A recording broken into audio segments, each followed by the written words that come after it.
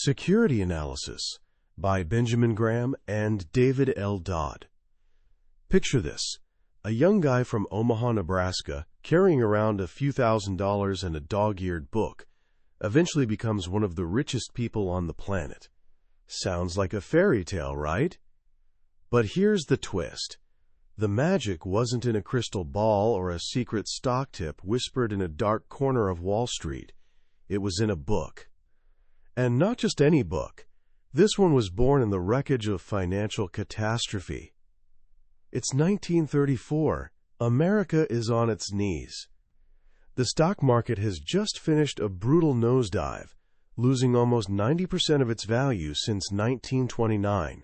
Fortunes evaporated overnight. Your neighbor who was bragging about his portfolio at the country club, he's now selling apples on the street corner. The word investing has become almost laughable. Just another word for losing everything you own.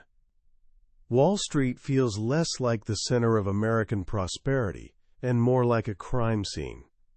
Enter two Columbia University professors, Benjamin Graham and David Dodd. Instead of throwing up their hands in despair, they did something radical. They sat down and wrote a blueprint for sanity in an insane world. They called it Security Analysis. It wasn't a quick read or a collection of hot tips. It was a manifesto, a guide for thinking clearly when everyone around you is losing their minds. Over 1 million copies sold, and it became the sacred text for generations of the world's most successful investors.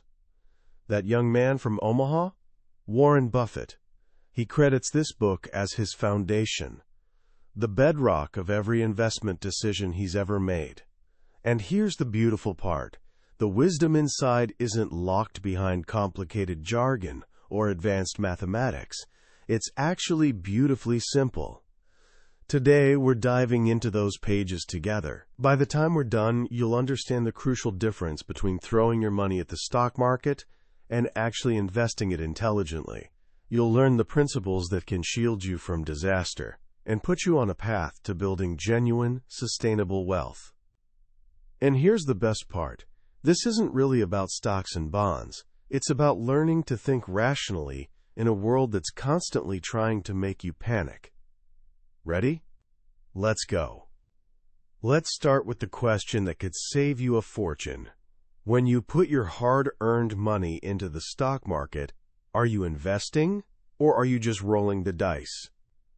Most people never stop to ask themselves this, and that's where the trouble starts. After the 1929 crash, Graham watched as people treated the stock market like a roulette wheel, chasing tips, buying on rumors, convinced that prices could only go up. Nobody was actually analyzing anything. They were just gambling and calling it investing. So Graham drew a line in the sand. He gave us a definition that's become the North Star for serious investors ever since. An investment operation is one which, upon thorough analysis, promises safety of principal and a satisfactory return. Operations not meeting these requirements are speculative. Let's unpack that, because these words are pure gold. First, thorough analysis. This means doing your homework, not listening to your brother-in-law's hot stock tip, or buying because you saw something trending on social media. It means digging into the numbers, understanding the business, and thinking for yourself. Second, safety of principal. Here's the thing. An investor's job isn't to make money. It's to not lose money. Lose half your capital, and you need to double what's left just to break even. Graham believed you must protect your downside before you ever dream about the upside. Safety doesn't mean zero risk. That doesn't exist, but it means the chance of permanent loss is small. Third, a satisfactory return. Notice he doesn't say spectacular or overnight. Just satisfactory. Your investment doesn't need to make you a millionaire by Tuesday. It just needs to give you a reasonable profit for the risk you're taking. Anything that doesn't meet all three criteria, that's speculation. It's a gamble. And listen, there's nothing wrong with gambling if you know that's what you're doing and you're okay losing everything you put in. The danger is thinking you're investing when you're actually speculating. It's like walking a tightrope assuming there's a net below, only to discover mid-fall that there isn't one. So how do we find real investments? How do we do this?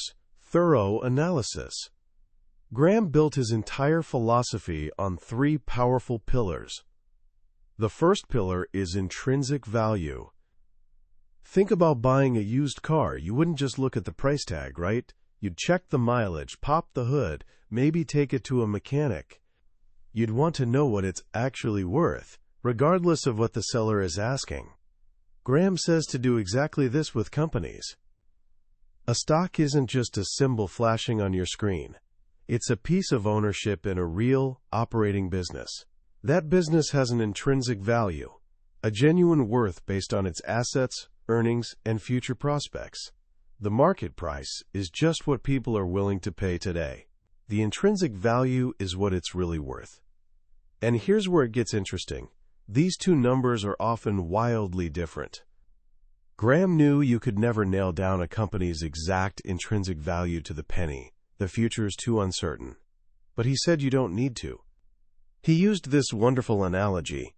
It is quite possible to decide by inspection that a woman is old enough to vote without knowing her age, or that a man is heavier than he should be without knowing his exact weight.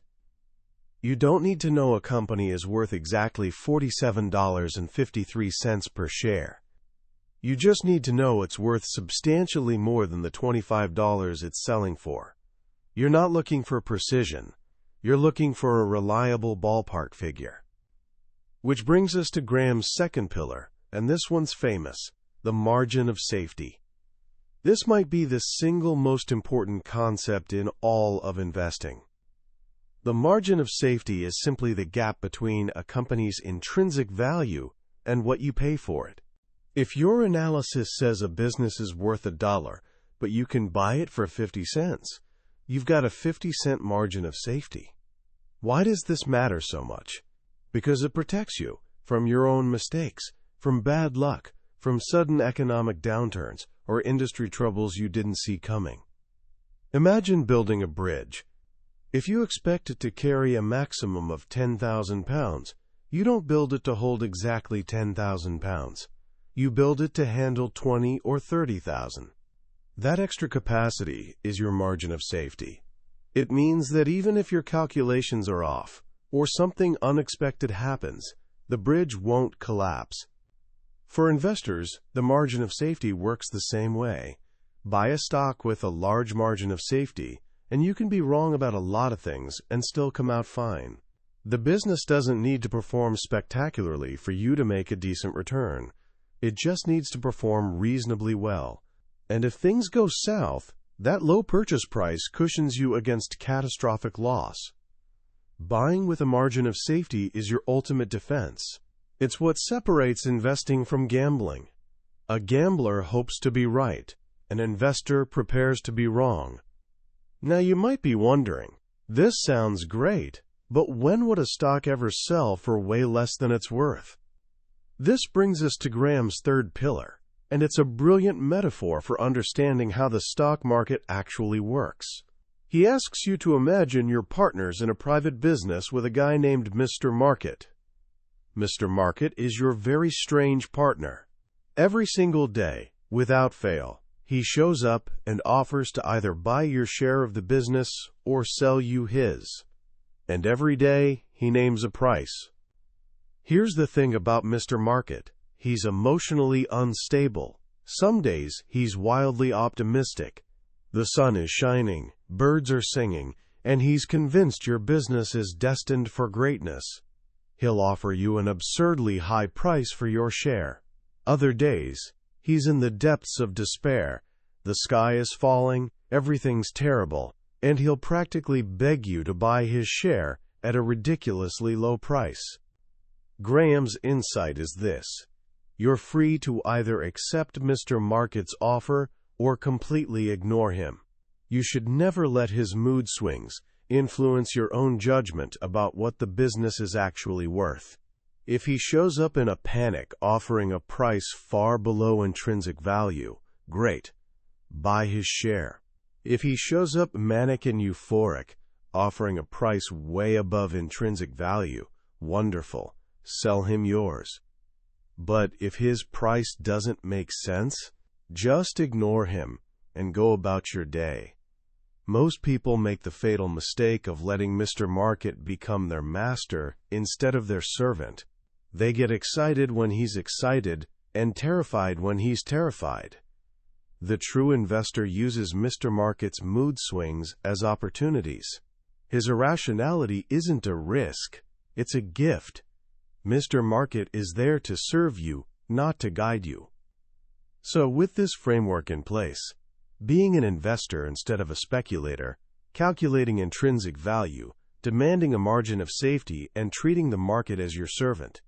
How do we actually put this into practice? This is where Graham rolls up his sleeves and gets into the detective work of analyzing financial statements. While the technical details can get complex, the underlying principles are elegantly simple. He started with the balance sheet. Think of it as a company's personal financial snapshot. On one side, everything it owns, its assets. On the other, everything it owes, its liabilities. The difference is its net worth, or what Graham called book value. During the Depression, Graham discovered an incredible type of opportunity. He looked for companies trading for less than their net working capital. He'd take current assets, cash, accounts receivable, inventory, and subtract all liabilities, including long-term debt. What remained was the liquidation value, essentially the cash you'd walk away with if you shut down the business, sold everything, and paid off all debts. And believe it or not, in the 1930s, he found dozens of companies where the stock price was below this liquidation value. Imagine buying a wallet for $10 and finding $15 inside. You get the business for free and a cash bonus on top. That's the ultimate margin of safety. Even if the business never earned another penny, you could theoretically liquidate it and make a profit. Graham loved these net nets. One example was White Motor Company. In 1931, you could buy the entire company for about $5 million in the stock market, but its balance sheet showed cash assets alone, after all debts, worth far more. The company was worth more dead than alive, and the market was practically giving it away. These opportunities are rarer now, but the principle is timeless. Always understand what a business owns and owes. Ignoring the balance sheet is like flying blind. After the balance sheet, Graham turned to the income statement, the company's annual report card showing how much it earned. For most of Wall Street, the latest earnings number is everything. But Graham was skeptical. 1 year's earnings can mislead you. A company might have a great year due to temporary luck, or a terrible year from a one-time problem. To get a true picture, Graham insisted on looking at average earnings over 5, 7, or even 10 years. This smooths out the ups and downs and gives you a reliable sense of normal earning power. Like judging a baseball player. One hot week doesn't make them a star. You need to see their average over the whole season, or several seasons. He was also wary of the trend. Wall Street loves companies with consistently rising earnings. They'll take that upward trend and project it forever, convincing themselves growth never ends. Graham called this one of the most dangerous fallacies in investing. An impressive trend often looks most impressive right at the peak, just before things fall apart. In business, as in nature, trees don't grow to the sky.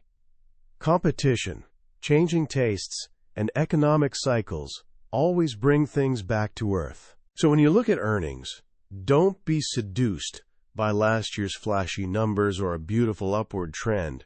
Be skeptical. Be a historian. Look at the long-term average. That's a much safer anchor. Graham also had interesting views on dividends. Today, Many people see dividends as something for retirees. Growth is what matters. But Graham disagreed. He believed a business's primary purpose is paying dividends to owners. The earnings belong to shareholders. If management keeps those earnings to reinvest, they'd better have a good reason and be confident they can earn a high return. If not, they should return the money to shareholders who can invest it elsewhere. He was suspicious of managers hoarding huge cash piles.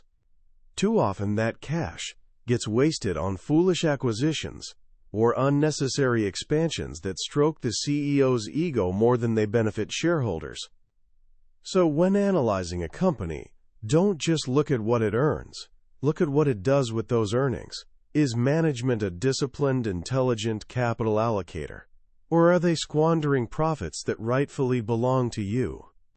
All this analysis, balance sheet, income statement, dividend policy, serves one goal: arriving at a conservative estimate of intrinsic value so you can determine if there's a sufficient margin of safety. But Graham knew numbers alone aren't enough. The final, perhaps most important ingredient isn't in the financial statements, it's in you. It's your temperament. He observed that the investor's chief problem, and worst enemy, is likely himself. Success in investing doesn't correlate with intelligence once you're above a basic level. Once you have ordinary smarts, what you need is the temperament to control the urges that get other people into trouble. You need discipline to do thorough analysis in the first place. You need patience to wait for the right opportunities, which may be rare. And most of all, you need courage to act contrary to the crowd, to buy when everyone's selling in panic, and to sell when everyone's euphoric. Easy to say, incredibly hard to do. Humans are herd animals. We're wired to feel safe in crowds and terrified standing alone. But in investing, the crowd is almost always wrong at extremes. The real money is made by being a contrarian. That's the ultimate lesson of security analysis. It's more than a finance textbook. It's a philosophy for thinking independently. It gives you an intellectual framework to stand apart from the market's emotional madness, to stay grounded in reality, and to make decisions based on facts and reason, not fear and greed. It's not a system for getting rich quick. It's a system for getting rich slowly but surely. And in a world always promising shortcuts that lead off cliffs, that's a precious gift indeed. As we step back and look at security analysis, it's remarkable how relevant it remains nearly a century later. The world has transformed beyond recognition. We have instant global information, computers performing complex calculations in nanoseconds, and markets trading around the clock. Yet the fundamental human behaviors driving those markets, fear, greed, herd mentality, are exactly the same. The great illusion of the stock market is that it looks easy. But as Graham taught us, real investing is hard, systematic work requiring a fundamentally different mindset from what dominates Wall Street and financial media. The most powerful lesson for me is the clear distinction between investment and speculation.